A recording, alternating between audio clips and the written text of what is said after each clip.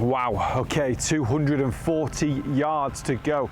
Do you need help with your long irons? This is the video for you. Now, 240 yards for me is a 3-iron. We've all got different distances, so the distance in this case is completely irrelevant.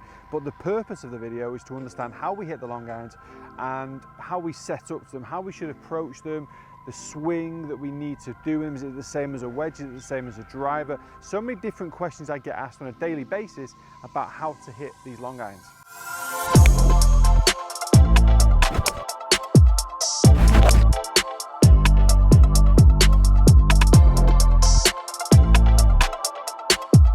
Okay, so first thing we look at all the time is the ball position. So normally we're going off the textbook. A lot of golfers push the ball too far forward in the stance. Now, when I say that, it's very much related to your actual golf swing. So I often see golfers, if they swing it from out to in, they put the ball position sometimes too far back.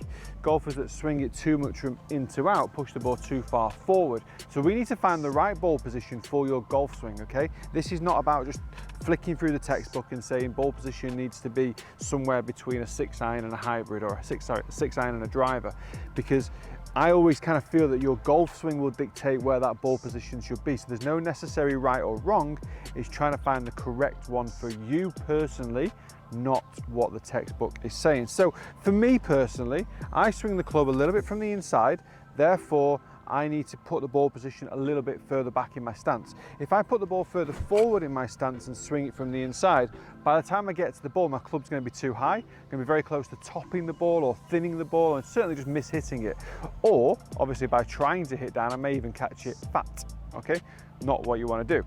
So if you're a golfer that generally fades the ball, or you swing it a little bit from out to in and a little bit across, you're going to find that you'll need your ball position a little bit further forward. Why? Because as the club's coming down, it's more on the outside, so the club head is higher, so it's got more air to cover before it actually makes contact with the ground, and by doing so it's going to be further forward in your stance rather than towards maybe just back of center, or sorry, just forward of center and just back of where the driver is. So you might find that the 3-iron best ball position for you is going to be very similar to what you would do a driver with. So be very careful, do a bit of trial and error on the driving range, try and figure out what your best ball position is for your longer irons, okay? Once we've done that, we're going to stick with the same grip. We're going to stay with the same posture, but now we're going to try and make sure we've got control of this swing. We've got to make sure the lower body is very, very active during the swing. Obviously, we use the lower body for power, but we're also going to be using it for weight shift and making sure we get towards this left-hand side. We want the club hitting down on the ball. So we want the club to be descending down into the golf ball, but we don't want it to be coming down too steep. The way I like to try and explain this is just feel like the club face is just brushing against the ground. So we're not coming in too steep, but we are still descending down into the golf ball. So feel like, very similar to what you talk about with a wedge, using the bounce, just feel like the club's just kind of brushing the top of the surface. Because we don't want this big steep angle of attack down, because what that's going to do with a golf club that's already got very minimal loft, it's going to lower the loft even more, and we definitely don't want to be doing that. Also, we see this a lot in regards to the fact that the loft on the club is very low in the first place. Golfers then try and lean back to add loft. They often say they don't get enough height with their irons, so by doing so they try and lean back to help it up into the air. That's a completely separate problem, to be honest with you, because that could be anything down to swing, or it could just be down to swing speed. If you are struggling getting height with a 3-iron, you are maybe, or a 4-iron or a 5-iron, they're still classed as long irons, maybe then start to look into using a hybrid instead. But, and this is all the same, hybrids, 3-wood, 5-wood, 3-iron, same sort of feeling. We're just going to be brushing into the ground. We're not trying to compress down too much. We're just going to try and make sure the club there just brushes that surface there. So just have a little bit of a practice with that. Get the feeling that the club's working down. So at this point here, shaft of the club's pointing to the target.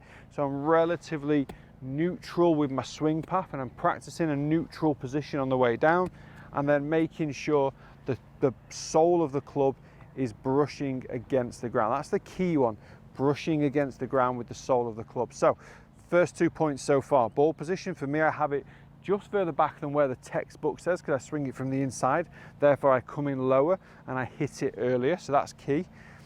And I'm going to try and brush into the ground. Oh, pured it. I literally hit the ball the best on tip videos. It's because I'm talking myself through it. Okay, next one up is weight distribution during the golf swing. So we tend to see wedges where you just kind of sit a little bit more onto your left side. Tend to see drivers where you kind of tilt the upper body back a little bit into helping it launch the ball up. With a longer iron like this, I would often just kind of tend to be a lot more neutral with the spine angle and with the body weight. Sometimes I just press a little bit more into my left side, but that's just to kind of give me that feel of rotation as I come through impact. One of the things we don't want to do is sway off to the right hand side or to the left hand side if you're a left-handed golfer. We want to try and stay nice and neutral and just kind of rotate. Again, because we're under pressure, I feel like we're under pressure with this club to not only get a good strike, to get some good height and also to get some good distance. So we try so much more. We try so much more for power and rotation, but I just want to try and get the feeling. You've got your ball position, press a little bit more weight into this left heel, and as you're swinging up to the top, make sure you've got plenty of rotation. One of the common faults I've seen, you may have seen this on a previous video where I'm talking about weight distribution, is golfers working a little bit too much onto the tiptoes. As you start to move forward into your tiptoes, it really restricts your body's flexibility and your rotation. Funnily enough, I've done a lesson with this somebody this morning. He was chronically slicing the ball to the right hand side with every single club. We had him on the body track, which basically measures where your body weight is during the golf swing. And at the top of the backswing, he was 70% on his toes on the right foot. Then on the way down, 90% on his toes on the left foot. So everything was so forward that everything became very, very steep. So just trying to feel that you've got your body weight positioned nicely in your feet, to the balls of your feet or to the heel. Try the heel if you're more toe side, if you feel like you're more toe side. And then just make sure the club's working more neutral towards the target, but also just making sure you've got that rotation in the right hip and the right shoulder. One of the worst things you can do on these sort of clubs is get narrow. And by narrow, I mean steep. You get the body weight stuck and the arms go up, then they're going to slam down. Again, decent strike, tiny, tiny, tiny divot. So all I'm doing is the bottom of the club is just brushing against the ground. Now, like I said, this tip applies very much to hybrids and to long irons as well, because you've got to make sure that the club coming into the ground is not steep. It's just brushing the top of the ground. It's just picking the ball as it comes through impact there. We shouldn't be seeing too big of a divot. So a couple of the points on the swing is making sure that we're not too steep. So we don't want to be too vertically down.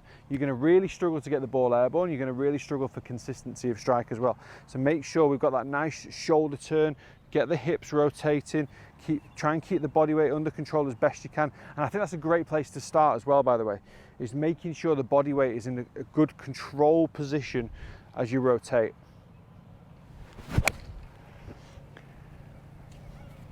Oh, I'm on it today. Okay, so we spoke about ball position, we spoke about the way the club should be making contact with the golf ball, and we've also spoke about body weight. And with the body weight, we've kind of incorporated the swing path and keeping everything as neutral as possible as we're starting to come back down. That's the key area, just trying to keep the golf swing as neutral as possible. Next thing is club face control. And again, I touched on this in a previous video where we're just trying to make sure the club face doesn't come in open. So the club face at that point with the grooves doesn't point to the sky, points a little bit more down towards the ground. Again, giving you the opportunity to get the hands more in front of the golf ball as you're starting to come through. And again, even touching on another video I've done recently is the release of the golf club. Allowing the club to then just, as it brushes through the grass, allow the club to release back upwards into this position. So we're really just trying to get away from any sort of stiffness in the golf swing. Again, you get these clubs that you're under a little bit of pressure and you're a little bit worried about, and you start to kind of stiffen up the arms, stiffen up the hands, and get very, very worried about the outcome. Whereas actually, with these sort of shots, we do need to be able to move correctly, to rotate, to have the body weight under control, to have a frame of mind to be able to control the golf club and the club face as well. So again, just going through some nice kind of fundamentals, get the grip correct. I always set my ball position. I take a little step with my left and a bigger step with my right, so that it's just forward of center. You'll notice it's not too far forward. I get a good posture. I just want to get a bit of a waggle going, just get a bit of confidence, get some feel, get some rotation, get the hips and the shoulders turning, and I'm just going to try and make sure I've got a good release of the club. Oh, that was nice. Oh, this 3-iron's going amazing. Just popped this in the bag. It's not even the new one. It's about 2 years old.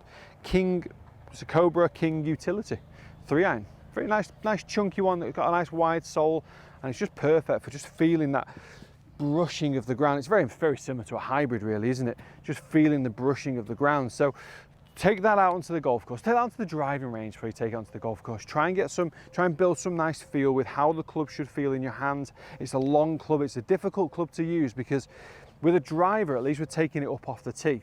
With the 7-iron, it's shorter and we're trying to compress. This is right in the middle of the two where the club is longer and we're just trying to brush it along the ground. So we're not necessarily trying to slam down on the ball and compress it as much as possible, and we're not trying to hit up on the ball because we'll top it. So it's very much in the middle, and that's why it's such a difficult club to use. So this tip is very much based around whether you've got a 3-iron, a 4-iron or a 5-iron, even a 6-iron really to an extent, or your hybrids or your 5-wood. Just trying to make sure that you're brushing into the ground. But I'm going to do another tip very soon on how the hybrids and the fairway woods work, because I suppose in a way it's slightly different but not majorly. Guys, thanks very much for watching. I hope you've enjoyed this tip. If you have, please do hit that like button. Content coming every Sunday, Tuesday and Thursday. Guys, thanks for watching, and I'll see you again very soon.